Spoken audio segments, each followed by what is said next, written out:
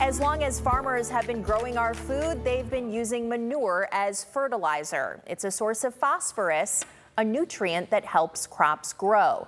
As Dan Cummins reports, that technology is always changing. Fulton County Fairgrounds. This is the 2025 Manure Expo, an event that travels the country. First time it's been back in Ohio since 2016. They're expecting well over 1,500 people next 2 days. Being in the heart of the Lake Erie watershed, health of the waterways is a top priority here. Farming has become high-tech. Each acre gets a soil test to see the nutrients it needs, and a computer decides how much, if any, manure it needs to grow crops. And it covers every inch, too, using GPS.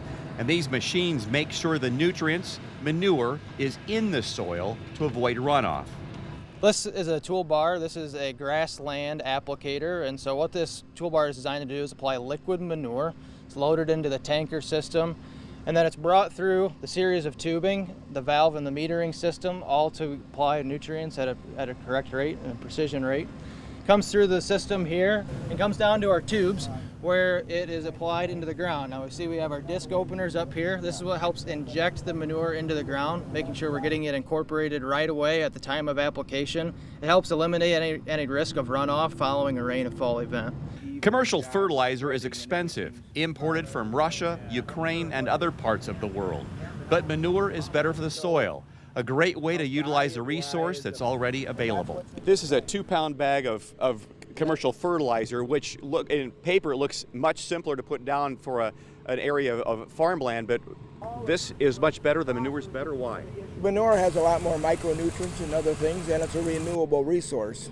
We take crops off, we feed it to the livestock, we can bring the manure back, put it back on the ground, and it's U.S. made. Now this summer, Lake Erie has yet another algal bloom in the western basin. It's been happening over 20 years. I asked Sandy Bin from the Lake Erie Waterkeepers if she says any improvements from the ag industry she's seen. She says the real problem isn't the small farming operations, it's the large companies that produce huge amounts of manure, raising chickens and hogs and cattle, creating a concentrated amount of manure which has not been managed well. It seeps into the watershed. That, she says, is the biggest obstacle to clean water in the lake. Dan Cummins, WTOL 11.